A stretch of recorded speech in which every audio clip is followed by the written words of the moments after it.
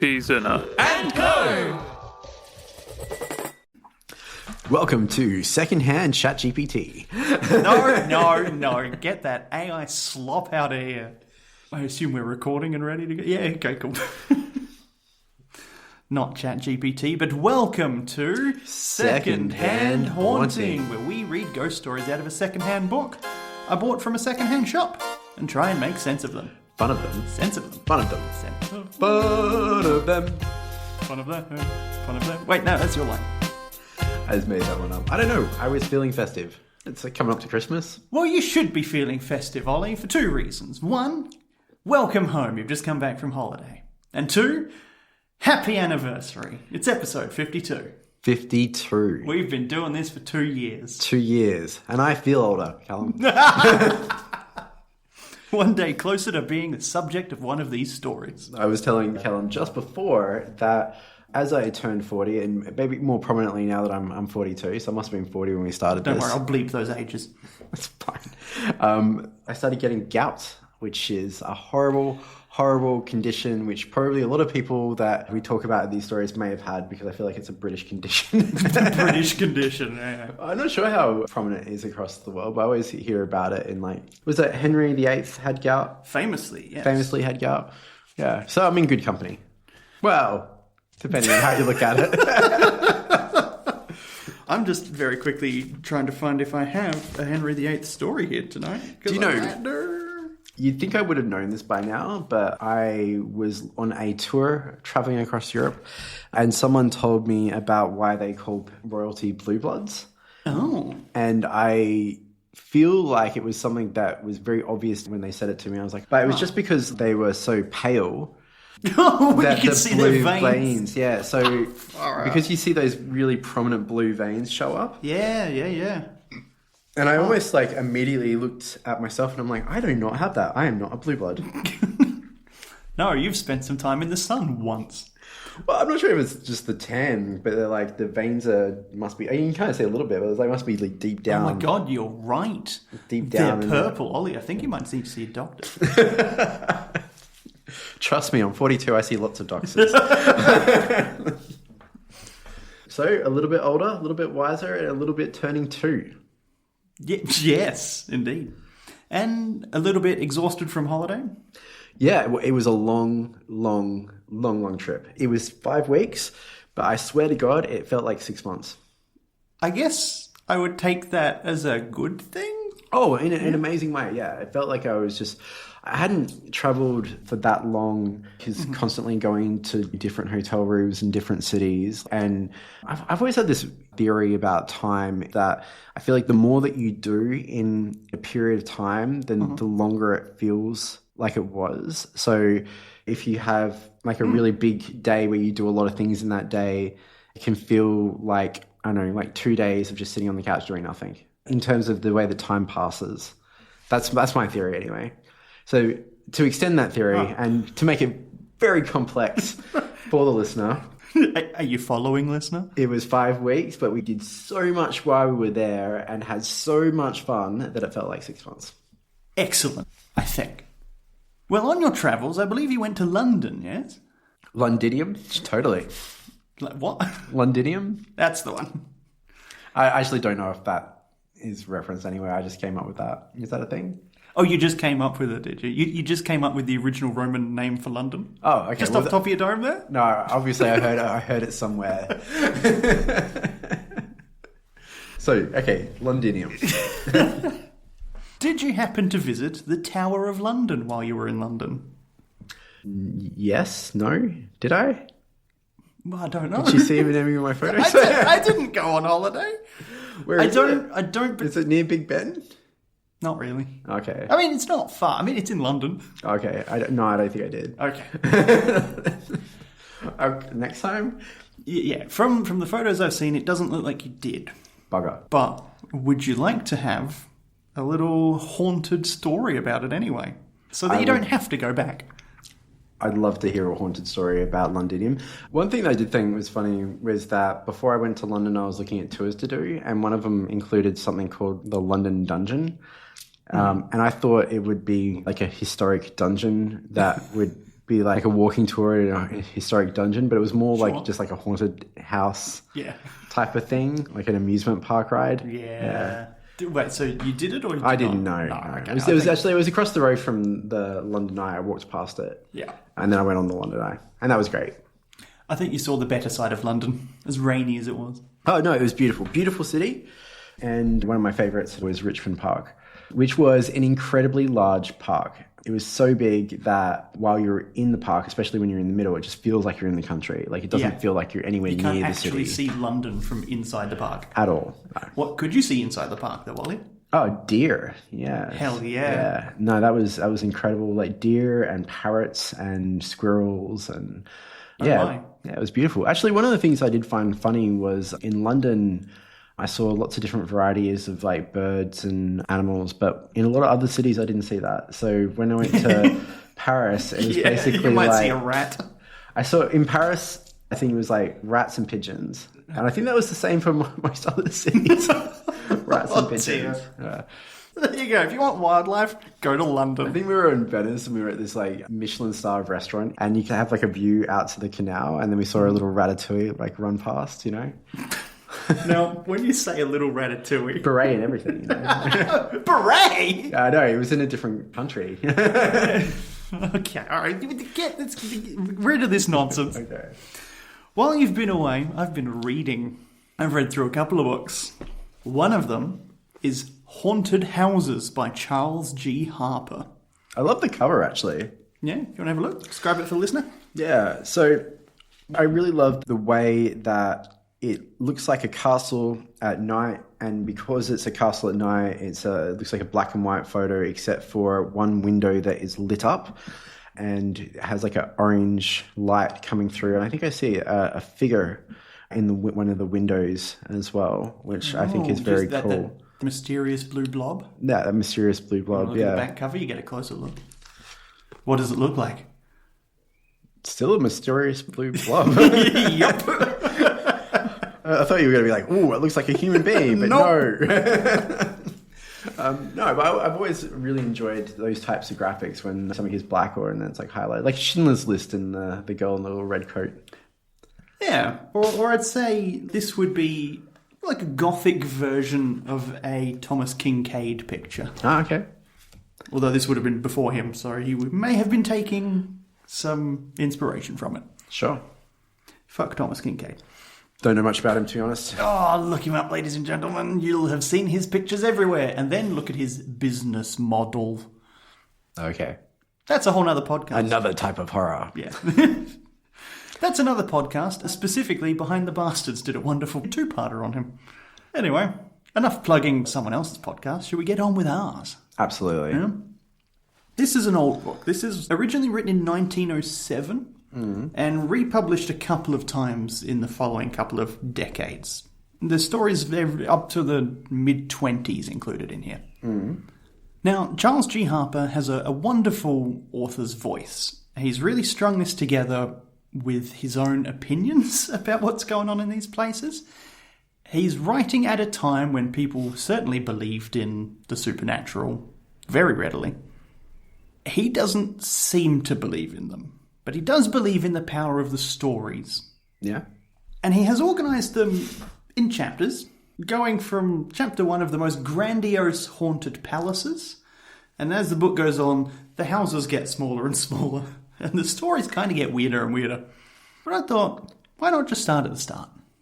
I like to start at the start. We get a little bit of preamble from him. We get a little poem before we really kick into the centrepiece for today. Yeah? So whilst we are getting to the Tower of London, we begin thusly. His house was haunted with a jolly ghost that shook. The curtains whined in lobbies, tapped at doors, and rummaged like a rat. No servant stayed. By Tennyson. Because you see, Charles G. Harper's read a poem and wanted to include that for some reason. All right. On with the prose. Just today, I was in a meeting and someone said something about they had a flu and they said it reminded them of their mortality. Oh. And I jumped in and was like, All I can think about now is like Edgar Allan Poe and a rap tapping at my chamber door. Much like the ghost in Tennyson's house, eh? But of poems, I say nevermore. And that's a joke that I have used before. And will use again. Because that rhymed. Did it? Oh no, I'm a poet. I didn't even know it. I was hoping, to see a ghost. While you were there? Yeah. Nothing. Big cities. Must be a lot of... I must tell you about my experience later. What experience? Oh, that's right, listener. I had a little vision the other day. Oh, okay. Which maybe I'll are bring it up. Are we pausing and coming back from the plane, or what's happening here? No, I don't know. Okay. I'll put that at the start of the podcast, maybe the end. I don't know. Okay. I'll tell you the story later. Okay, where were we up to? Royal palaces should, by all canons of the supernatural, be haunted. If convulsions of nature happen according to old belief when the great die, and if, as was certainly the case, the death of Oliver Cromwell at Hampton Court Palace, and the coincidence of an exceptional storm were thought to have some mysterious affinity. Sorry, just to interject really quickly. I was chatting to my father-in-law, actually. Uh-huh. And was he alive at the time? Yes, he was. Okay. Yeah, still is, in fact. Oh, okay. So I was chatting to my father-in-law at the time. Not stepfather. Oh, the one over there. Yeah, okay. Yeah, not stepfather. No, he's dead. It seems very gruesome to laugh about that. So anyway, so I was talking to my father-in-law, and I was like, oh, it reminds me of the English Civil War and how they dethroned the monarchy just like they did in France in a very similar way. So they went from a monarchy to an emperor who was Oliver Cromwell, I think was technically the emperor, right? Yeah, he was... Definitely wasn't a part of the monarchy. I forget what his exact title was. It might have been Lord Chancellor or something. Something like that. I, whether or not it was Lord Chancellor or whatever, they did have a... What do you call it? Whenever they oust the monarchy. They oust the monarchy. Yep. So they replaced the monarchy with a different system. Had a civil war and they replaced the monarchy. And his first response to me was no, they didn't. That never happened. What? And I was like... What? Well, I think that people... Because in England, one of the very few places in the world where they overthrew that and they brought the monarchy back. Yes. Yeah. It turned out being ruled by a religious nutter was not actually better than the monarchy. Yeah, so if he wasn't such a religious nutter, then it may have held. If he wasn't such a religious nutter, he wouldn't have overthrown the monarchy to begin with. Yeah. Although I think the thing that they did in France was they actually removed the line of monarchy as well. Where they didn't do that in England. They were thorough. Yeah, they didn't do that in England. So they were able to just pop back in. But yeah, no, I think that was the reason why that response so quick was because of that. Because people forget that there was a time where they did actually remove the monarchy. They didn't. Not really. Yeah. No, they didn't. What? I think later, maybe it was in the same conversation, a couple of minutes later. So, well, maybe they did. I'm I see. Now you come crawling back. But funnily enough, I have not thought to have a follow-up conversation where I've come across and be like, hey, so if you heard of Oliver Cromwell... Speaking as another Oliver, I had heard of him. Where did you just Google famous Olivers at some point? Actually, I'm pretty sure it's horrible Cromwell, histories. Twist. Oh, okay, sure. And then I watched other British shows that also had the character. Yeah. Other historic shows and movies, but yeah. That's fiction, you see. No, they didn't. Anyway, so this guy that didn't exist was executed at Hampton Court Palace while there was an exceptional thunderstorm happening. Was Oliver Cromwell executed? I thought he died naturally. I thought one of his sons took over. You know what? Good point. He might not have been executed. I thought he was. But do you mind? I just want to check. It does just say the death of Oliver Cromwell. Oh God, sorry. Just how? Olive. No, I got his name. Okay, so Oliver Cromwell died in 1658 from natural causes, likely pneumonia complicated by malaria. I stand corrected. I only know this because I knew a little bit of his history, and he passed on the lordship or whatever it was that he was. Does it say there what his title was? That's a good point. It should. I'm going to get there first. That's right. He wasn't Lord Chancellor, he was Lord Protector. Okay, Lord Protector. Lord Protector of the Commonwealth of England, Scotland and Ireland. Wales is on its own. Yeah, he was preceded by his son tried to carry on his legacy. Oh, the troubles did not end with the Restoration. Sorry, I mean, this isn't secondhand Oliver Cromwell, is it? No, it's not. And also, he's just died, so Okay. moving on. Okay, so he's just died of natural causes. Yes. Which is the only thing we were looking up. So it should be the merest commonplace to see ghosts in ancient palaces, right? Because lots of great people have died there. It was there that George II died, October 25th, 1760. He had long been kept within the doors by ill health and, hasty choleric personage that he was, bore it ill. The winds, too, were in the wrong quarter and kept back the ships carrying anxiously awaited and long overdue dispatches from his beloved Hanover. Do you know who George II was?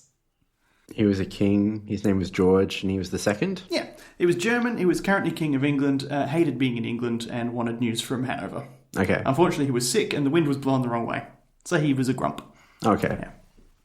Thus it was that, during his last hours, the king was continually gazing from the windows up at the curious weather vane, bearing the conjoined ciphers of William and Mary, that to this day twirls upon the cupola of the quaint tower, forming the principal entrance to the palace. I could imagine that. Because I definitely heard many stories about that. Like, you know, there's like kings and queens that actually came from other cities to like rule other places, and, you know, they just wanted to go back home. Yeah. I don't like, want to be here. Like being king, which wasn't enough, or being queen wasn't enough. No, nobody speaks my language. He died before the wind changed.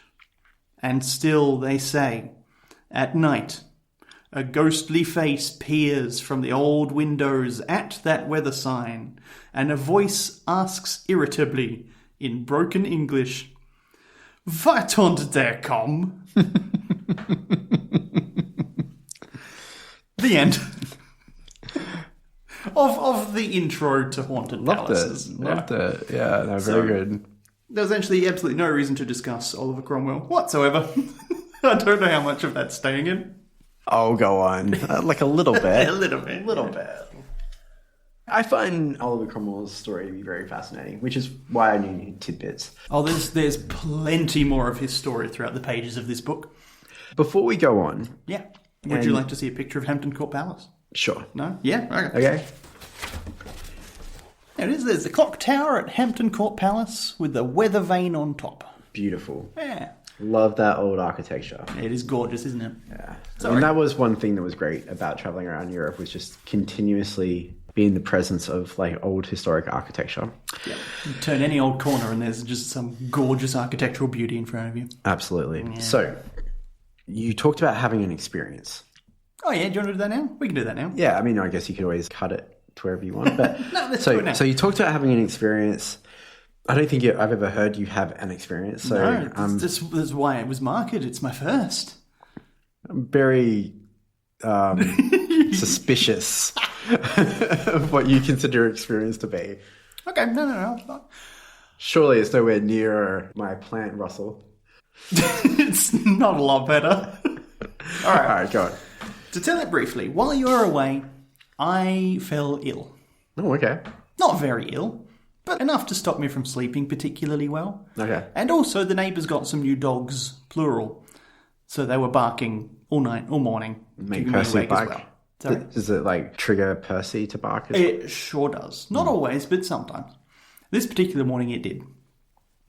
So there I am, a little bit ill, on the mend, very tired, working from home, and Percy's snoozing in the little dog bed next to me.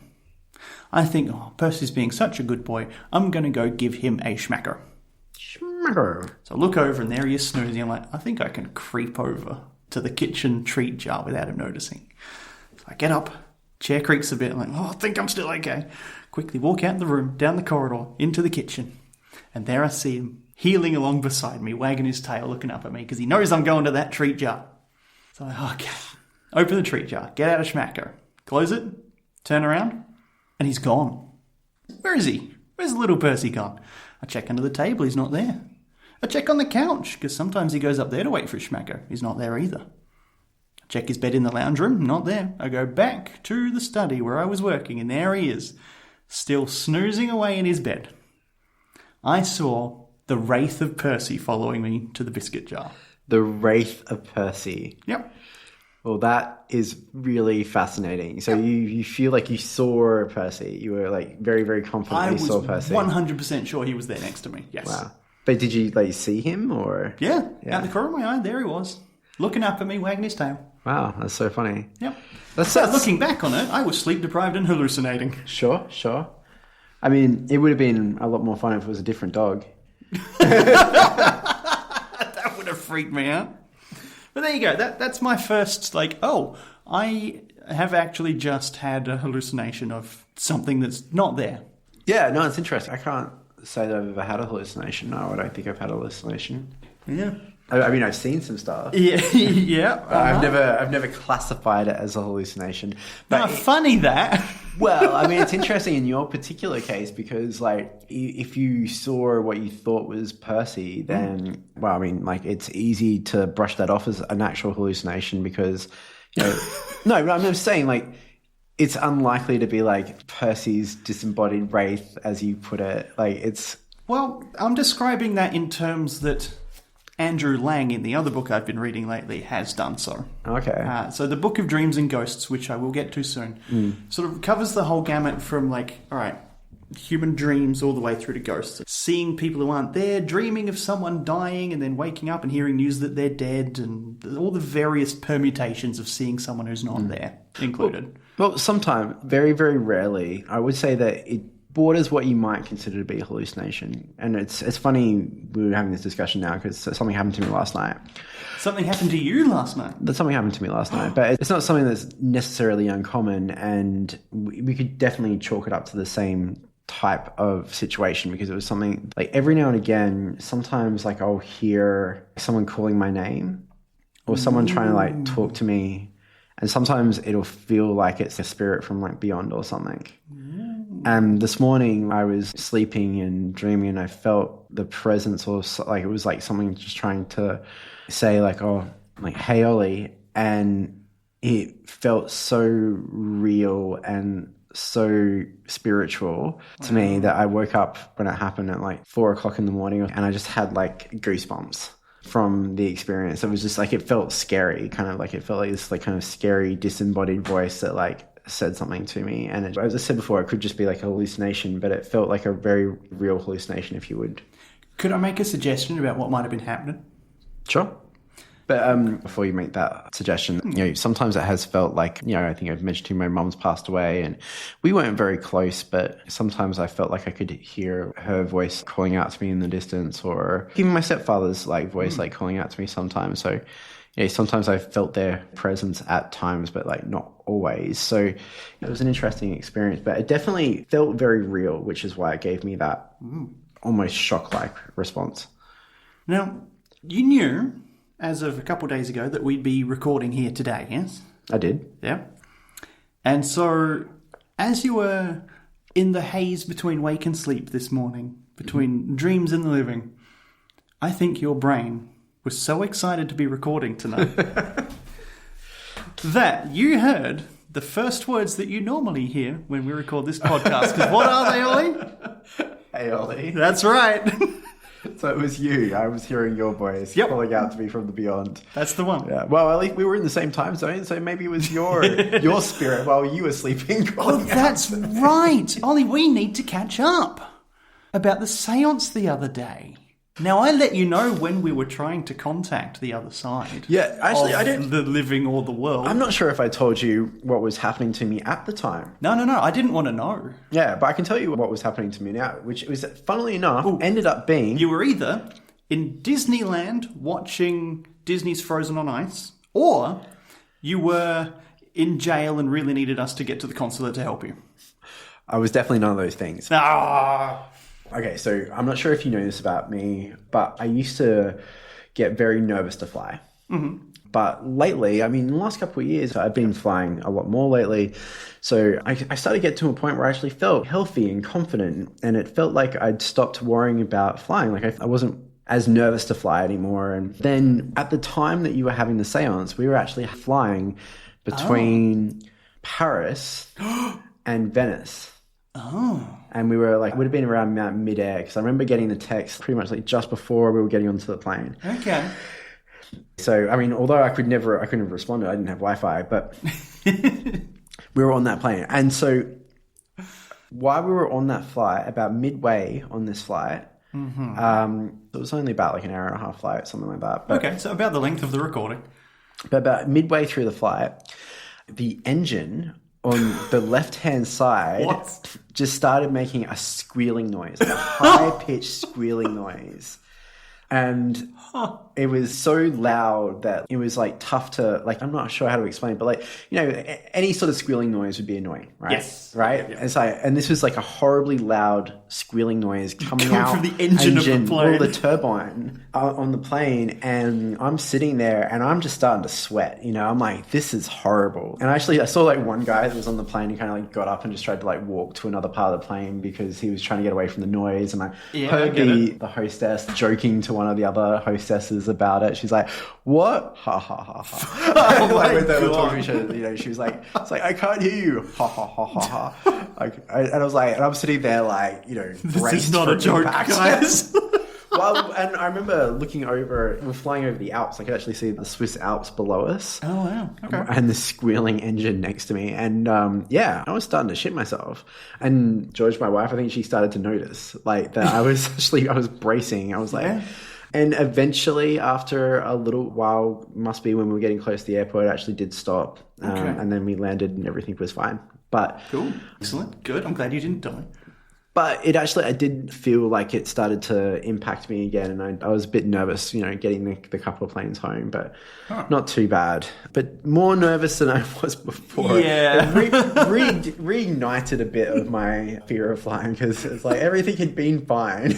I think that's entirely reasonable. Yeah. And the turbulence coming back from Doha to Adelaide was like pretty bad at times as well. Like the plane was shaking quite horribly. And they did actually warn us before the pilot came in. He's like, oh, it's going to be a bumpy ride, but, you know, we'll get there. I was like, all right, mate.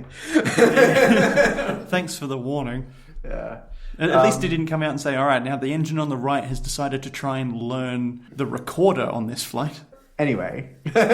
Before we kick on with the actual centerpiece of today's episode, I will challenge the listener to go back and listen to the Halloween Spirit Box Seance episode and see if anything Olly has told us here tonight matches up with what was coming through on the recordings while we were attempting to contact you. Well, I will say that I would have been heightened at the time. Yeah. If anything would have sent stuff through, I was can stressed. understand it. I was totally stressed. And this is absolutely not just a craven attempt at getting our listenership numbers up. Just wanted to play my video game. What were you playing? Oh, it was the Hogwarts game. Is there a chandelier in that game?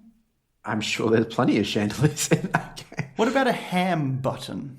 Anyway, these are all references to the seance. Shall we kick on? We shall. Yeah, with the haunting in the Tower of London, according to early 1900s.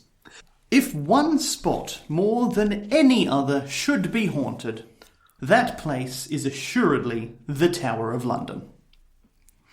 Many are the brave and the true, many too the brave and yet the false, who have suffered at the hands of the executioner on Tower Hill, or the equally fateful Tower Green, outside the church of St. Peter ad Vincula, whose grim name, St. Peter in the Fetters, is so thoroughly in keeping with the history and the spirit of the place. Is like that famous bridge in London as well? Tower Bridge? Tower Bridge? Yeah. I Because it's just outside the Tower of London. I didn't even think to see that either. That's okay. Let the I team caught that down. one. I caught that one for us. We're all good. Okay. Yeah. Let the team down. Should have done more sightseeing. Maybe I'll post up on Instagram with today's episode some photos of my own Tower of London experience. Yeah, beautiful. Yeah. But the historic personages whose lives were cut short by the headsman's axe or who dragged out a long and hopeless captivity within the massive walls of the grim fortress, sleep untroubled the long sleep of centuries. No stories are told of Anne Boleyn, of Lady Jane Grey, of Lord Guilford Dudley, of Raleigh visiting the scene of their last hours on earth, and the tales of ghostly shapes that haunt the precincts of the Tower on the eve of the Sovereign's death are, well, romantic. So it's basically saying of all of the famous people that have lived and died in the Tower of London, no one's ever seen their ghost. Bit weird. Yeah. Okay. You think at least someone would make it up. Yeah. Someone like pretend. Yeah, right. Come on. London Tourism Board. Do you remember, oh God, it was the early days of our 2-year-long podcast that we did an episode on a haunting in Tasmania. Yeah, Port Arthur. At Port Arthur. Yeah. And remember they gave them that, they used to have the little like cards they would write on them and like give the little, and Did you experience any hauntings during your visit to this place? and we used to joke that Yes. like, yeah, we like joked that of course they'd say yes and then, you know, like it would be like that power of suggestion. Yeah. It's kind of and funny. also, who's going to say no? Yeah. You're not going to say no and submit the card. You're just going to keep walking.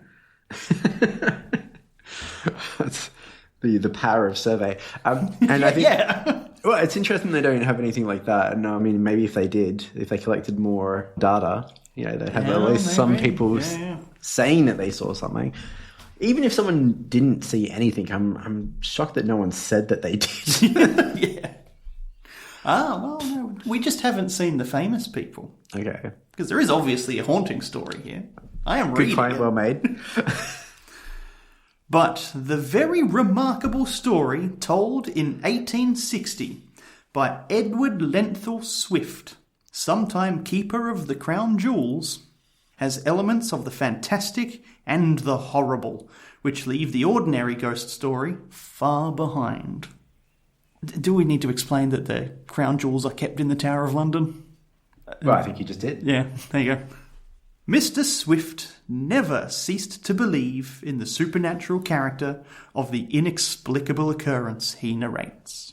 Quote, I have often purposed, he says, to leave behind me a faithful record of all I personally know of this strange story.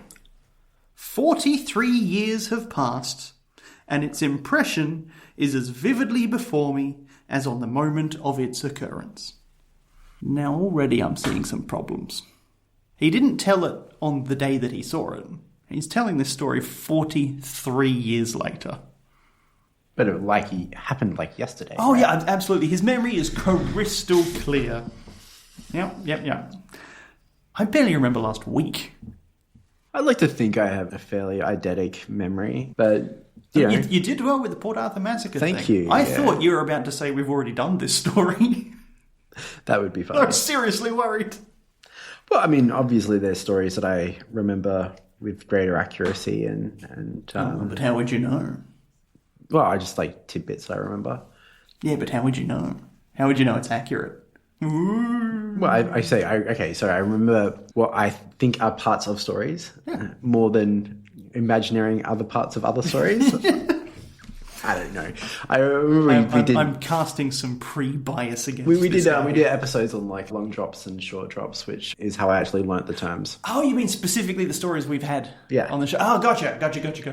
Like that. I just thought you meant stories from your life.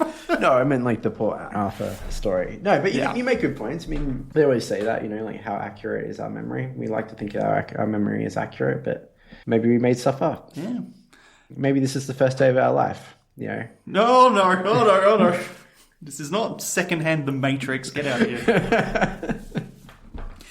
In 1814, I was appointed Keeper of the Crown Jewels in the Tower, where I resided with my family till my retirement in 1852. One Saturday night in October 1817, about the witching hour, which I think is meant to be midnight. Should I look that up? Nah, it's Okay. I don't think we're going to get a consistent answer. Could be midnight, could be 3. Oh, go on then. The witching hour has two meanings. Okay. A time of night associated with supernatural events in folklore, and a period in the late afternoon or early evening when babies become unusually fussy and difficult to soothe. Okay, I really want it to be that second one.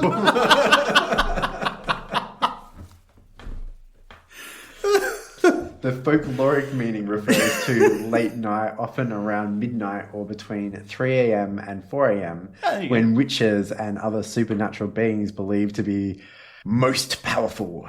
For babies, it's an intense period of fussiness that usually starts around 2 to 3 weeks of age, peaks about 6 weeks, and often subsides by 3 months. Woo! Thanks, ChatGPT. I mean, that was Gemini, but that's fine. Same thing, right? Yeah. I was at supper with my wife, her sister, and our little boy in the sitting room of the Jewel House, which is in the Martin Tower, which, then comparatively modernised, is said to have been the doleful prison of Anne Boleyn, and of the 10 bishops whom Oliver Cromwell piously accommodated therein. Oliver Cromwell's shown up again. So I think he put a bunch of bishops in jail. See, all Olivers in history, past and present, are connected, so, you know. And you're all monsters. Oh, shit. For an accurate picture of the locus in quo, that means place in which. I don't know why I didn't just say that. I think he's trying to be a bit fancy. So, for an accurate picture of the location in which my scene is laid, I refer to George Cruikshank's woodcut in page 384 of Ainsworth's Tower of London. I'm sorry I don't have a copy of that book here, but listener, go ahead and look that up if you want a picture of this place. Or we're about to get a pretty good description of it. Like, look up a specific book? Yeah. The room was... Seems so demanding of a story. Yeah. Go and do further research in this specific place.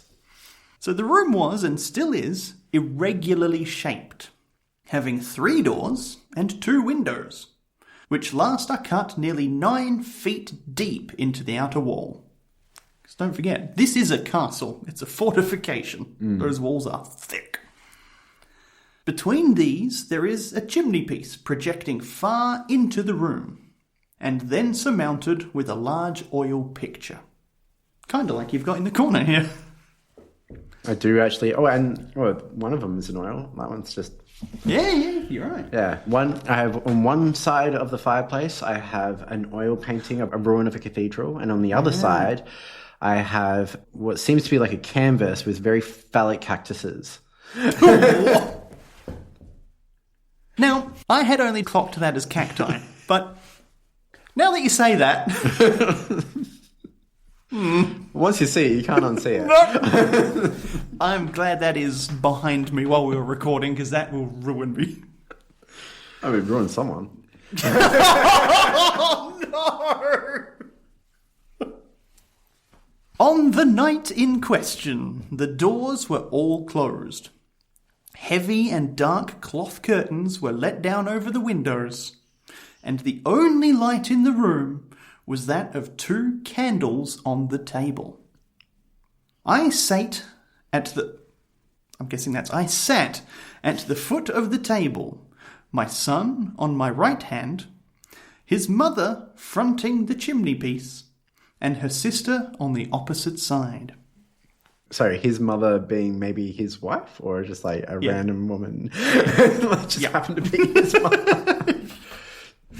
Sorry, I just thought it was funny the way he put it. It's an oddly archaic way of listing the people in the room now. Not from his perspective, but from each successive person's perspective. I had offered a glass of wine and water to my wife when, on putting it to her lips, she paused and exclaimed, "Good God, what is that?" I looked up and saw a cylindrical figure, like a glass tube, seemingly about the thickness of my arm, and hovering between the ceiling and the table. Well, now this feels more like Aliens. Yeah. It feels weirdly sci-fi, doesn't it? Yeah. And I don't know why that is. I don't know. That doesn't feel like Ghost to me. It feels like an abduction story. Yeah. But I mean, I digress. Like, let's see what happens. Yeah. We're about to get a description of the contents of the tube. Would you like to guess before we do that? Is it like a feed me tube? What? Well, it has food? No.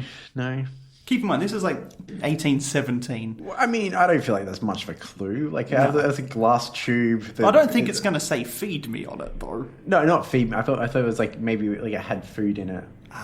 But, you know, when people ask me to guess, I like to guess. So I'm going to say water. So, okay, water. Water in the tube? Water. Okay. Lock it in, Eddie. Its contents appeared to be a dense fluid, white and pale azure, like the gathering of a summer cloud, and incessantly mingling within the cylinder. Cool. Ah. Yeah. It's just got... So you're just going to get artificially inseminated by a glass tube? Yeah, that's what it sounds like, doesn't it? Yeah. I feel like we're still pretty leaning towards aliens here. Oh, no. At best, I'm saying it probably looks like a lava lamp, but... What an odd ghost story. Yeah, but also I'm going to say perhaps the weird green container from Prince of Darkness. Or, you're right, possibly some alien goo. And we'll leave it at that. Alien ejaculate. You said it, not me. Yeah, I don't mind. Oh, you want this, do you? Sorry? No. No, don't go insinuating things that haven't been insinuated. Don't go inseminating things that aren't meant to be inseminated either. Anyway, this lasted about 2 minutes. Oh, no. That's like generally good advice. So, okay, can you paint me a picture? I thought they were sitting at a table. They were. Yeah. And then this glass tube is hovering between the table and the ceiling. Oh, okay. I don't know why I'm making that hand movement. He was jacking off the tube for everyone at home. Yeah. Yep. I mean, like, I know. I honest to God have been wanting to try and like reel back some of these innuendo in the podcast, but then no, they ask for it, right? They really do. I'd like the record to know that up until the glass tube full of ejaculate, I was good. Yes, you were. And look, it's totally fair to accuse me of cherry-picking stories. But this is the first one in the book, dude. Okay. So it's floating there. This lasted about 2 minutes. I mean, quick for some, you know. Longer for others, I suppose. When it began slowly to move before my sister-in-law. Then, following the oblong shape of the table, before my son and myself, passing behind my wife, it paused for a moment over her right shoulder. Observe, there was no mirror opposite to her in which she could there behold it, so she can't see it. Instantly, she crouched down and with both hands covering her shoulder, shrieked out, "Oh Christ, it has seized me!" The tube has seized her. Yep. Okay. Even now, while writing, I feel the fresh horror of that moment. What moment? What happened? The whole 2 minute ordeal. The whole 2 minute ordeal of the tube. Okay. Of the tube floating about them all and making his wife feel icky. I caught up my chair and struck at the wainscot behind her. So he's picked up his chair and thrown it at her, I think, and it's hit the wall behind her. Rushed upstairs to the children's room and told the terrified nurse what I had seen. Don't comfort your family. Yeah, and you know, it's like, is this the best thing to do? That's Hey, it. Nursey, come check this out. I'm out of here. What? Meanwhile, the other domestics had hurried into the parlour, where their mistress recounted to them the scene, even as I was detailing it above stairs. So the story is being told in two different places at once. The comparative insensibility to, or receptiveness of, phenomena of this kind, which divides human beings into matter-of-fact people and into the class from which spiritualistic mediums emerge, is illustrated here by Mr. Swift's statement that, although he and his wife distinctly saw this uncanny shape, neither his sister-in-law nor his son beheld it. So while this is going on, only him and his wife can see it. The other two, no idea what's happening. Imagine what's going through their mind at the time. Dad's on crack. Apparently the mum as well. Dad and mum are on crack. The mum has had a mental breakdown and Dad threw a chair at her and missed. And then immediately went to the maid. Skepticism met Mr. Swift at every turn when he told his story next morning. And the chaplain put it to him, quote, if one person might not have his natural senses deceived, and if one, why might not two? He was like, there was two, right? Yeah, but I think... Oh, okay. I think the priest is saying, well, maybe you're just both hallucinating. Yeah. A very dangerous argument for a minister of religion dealing professionally with the supernatural, which is the basis of religion, to indulge in. Well, that's the quote. That's the writer. That's not me. No. That's Charles G. Harper. Oh, snap. Yeah, right? I love this guy. This whole book is gold. And Mr. Swift very pertinently answered, if two, why not 2,000? An argument which would reduce history, secular or sacred, to a fable. Which, yeah, it's right.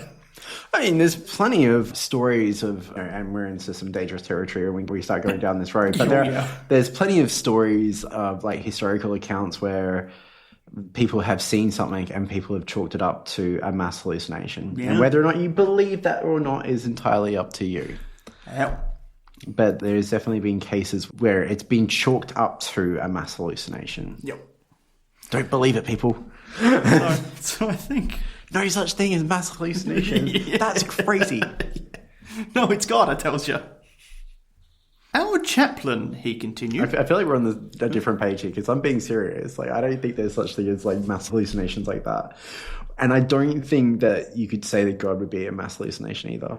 But I don't think we need to go down that road either. No, we don't. Perhaps another time, for sure, but not tonight. Well, it's not like everyone's seeing God. Everyone's having... It's not a hallucination, is it? It's a mass delusion, not a mass hallucination. Oh, yes, I'm sorry. We should absolutely differentiate delusions from hallucinations. Ollie, what is the difference?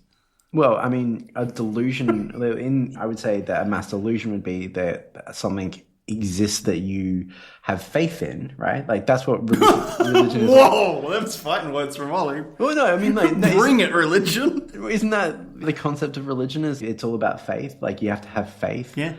If anything, I've really loved anytime you try and question religion, there is like something within religion where not only do you have to have faith to believe in God, but that's part of why God doesn't appear in the first place, because a part of the test of religion is to actually have faith. Yep. Which sounds ridiculous. Listener, you should have seen the amount of air quotes Ollie included in that last paragraph. I did have a random thought the other day, though. I was thinking to myself, if there was some omnipresent God type of thing, let's just say... I'm looking forward to this, yeah. That there was some sort of God-like being that created all mankind. Uh-huh. I feel like that would still be part of science. It would be some sort of energy, some sort of creation that was responsible for the creation. Like it would still be, it still fall into science, right? Because like even of what we know of our current reality is that it's all made up of energy, right? I mean, look, I'm gonna say two words, okay, and then we're gonna move on. All right. Big Bang. Moving on. Oh, he's thinking about that one. Oh, I mean, you wanted to move on. Yeah, I'm moving on. I'm fine. You know what? Have the last word. That's fine. Last 2 words. Our chaplain, he continued, suggested the possibilities of some foolery having been intromitted at my windows, and proposed the visit of a scientific friend. I'm with the guy, actually. I feel like the chaplain should be on board. Yeah. It's a demon! Believe in the Lord! Now, I think, so the chaplain's not necessarily saying that they're hallucinating, just that there's been a trick somehow. It didn't really happen, but you're seeing a trick. Chaplain doesn't know what's going on, so he called a scientist mate of his and is like, all right, scientist mate, come and check this out. What a weird chaplain. I love it! I love it! I love every character in this story. Who minutely inspected the parlour and made the closest investigation, but could not in any way solve the mystery. The mystery of the glass pipe. Yep. He suggested that if he were allowed to bring his scientific apparatus and place it upon the table, or if he could plant it on the walls near the window and have the curtains raised, he could produce a similar illusion. But he did not undertake to reproduce it under the conditions which accompanied its original appearance, nor did he go so far as to explain how an illusion could produce the physical sensation of seizing one by the shoulder.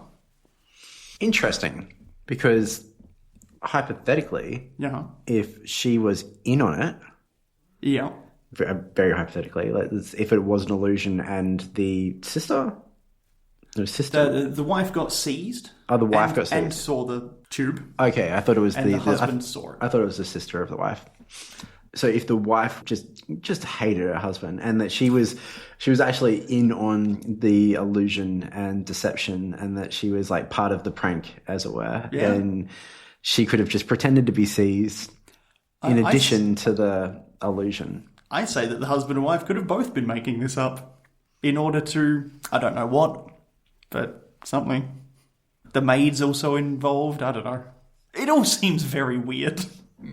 In order to launch their next venture, a haunted mansion to us. They were the first people trying to set up a haunted Tower of London tour. Yeah. They've picked a very strange way to go about it, though. It was true, as Mr. Swift candidly remarks, that a few days before, some young ladies residing in the tower had been producing apparitions. But no one ever explained how it could be possible for them to introduce anything of the kind into the room where this extraordinary occurrence took place. Witches. The mystery remained a mystery. Yeah, so, okay.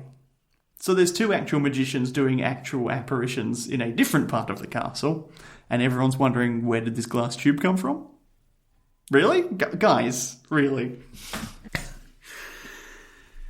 Mr. Swift further recounts the story of a singular incident that took place a few days after his own terrible experience. What a great name. Swift. Yeah, that's Swift with an E as well. Ah, okay. Yeah, an even better name. One of the night sentries at the jewel office, a man who was in perfect health and spirits, and was singing and whistling up to the moment of the occurrence, was alarmed by a figure like a huge bear issuing from under the jewel room door. Rawr. Yeah. That's my bear. Yeah, no, that's fair. I say that these 2 magician ladies might be attempting to heist the crown jewels at this point. You go, witches. Yeah, get it. You get yours. He thrust at it with his bayonet, which stuck in the door, even as my chair had dinted the wainscot. He dropped in a fit and was carried senseless to the guardroom.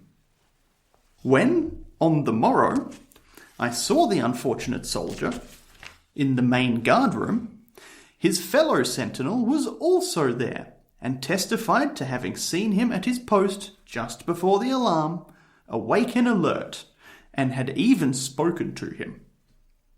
I saw the unfortunate man again on the following day, but changed beyond recognition.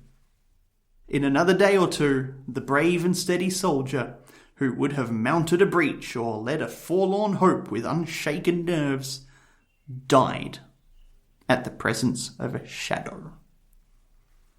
I think maybe he was just hallucinating, and that was the first sign of some terrible disease that had taken hold of him. What about the wife? That's a different thing. Do you think she just went along with it? But then, Sorry? Do you think she just went along with the story? But I mean, she got seized. She felt seized. Yeah, she did. Oh. Who knows what's happening in the Tower of London? I mean, I don't know. People just die, don't they? Yep, they sure do.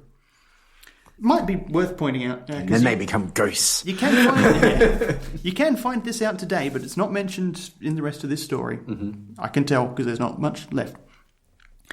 There did used to be a polar bear residing in the Tower of London. Mm-hmm. There was also a menagerie there. They kept exotic animals in the tower. So maybe this was the ghost of the polar bear? Remember we had that one episode, it was the ghost of the chicken? Yeah, or the ghost of the orangutan. No, although we thought it could have been a memory, as opposed to a ghost. Yeah, I mean, they're all ghosts. Ghosts of animals. We've established ghosts of animals, and we did the interview with an actual. Yeah. Yep. Animals have ghosts just as much as people do. I'll agree with that statement. Do you know, it's interesting when you say it's 2 years. I feel like we've done a lot over those 2 years. I think we've done interviews, we've done on location, we've done one seance together and one seance contacting me. Yeah, and I think we aim to do certainly more seances and on location stuff coming up. So, it's been a big couple of years. It has. Yeah. It has. And it's been a big couple of days for this poor Mr. Swift, huh? The soldier was buried some days later, with due military honours, in the long since abolished churchyard of St. Catherine's by the Tower. Whether or not the soldier died from the effects of seeing a genuine apparition, or was merely the victim of a practical joke, was never known. But the guards were doubled immediately after this affair, and no more apparitions appeared. You know what? Good call. Whoever's in charge of putting the guards on probably put a few more around. It's probably a good idea. Stop those witches. Maybe he's in cahoots with the witches. Hey, witches, go play a prank, and then I can hire more guards. And they're going to be all my mates. It is remarkable, however, to read in the memoirs of Sir John Reresby, 100 years earlier, how a somewhat similar apparition was observed at York Castle. Really? Yeah. Another glass tube holding a weird lava lamp sort of fluid? No, not that bit. Where a piece of paper, fluttering along the ground, was seen to change into a monkey, and then into a bear, and then to accomplish the amazing feat of squeezing between the door and the doorstep, through a space that would hardly have done more than admit the passage of a coin. Merlin. The end. Merlin, you say? Yeah, Merlin's responsible for all of this. Absolutely. I knew witches and wizards were real. No, that's not what we're meant to take away at all. Well, that's the opening story from Haunted Houses by Charles G. Harper. I think it's an amazing book. What do you reckon? Yeah. Good writer. They're not all slam dunks like that one, but there's so many good stories in here. This is a goldmine. A treasure trove of tribulations, a plethora of phantoms. I don't think I've heard Pathantons before. There's probably a reason for that. What do you mean? You heard a Pathantum just this morning, waking up.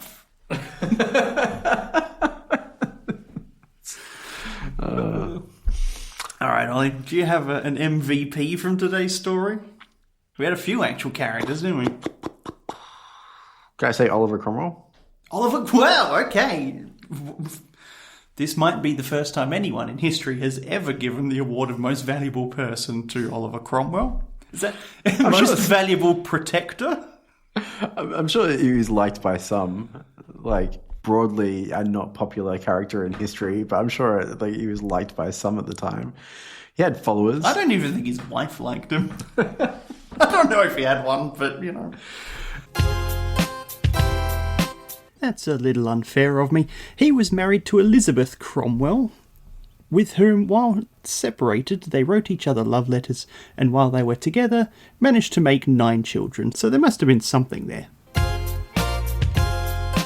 The party pooper of history, huh? Yes, absolutely, yes. Yeah. Okay, Oliver Cromwell, sure. Look, I've got to go with the priest, I think, the chaplain, who's like... I'm going to get him a science, mate. Thanks for coming to this. Maybe you were hallucinating, like legit, against all my religious instincts.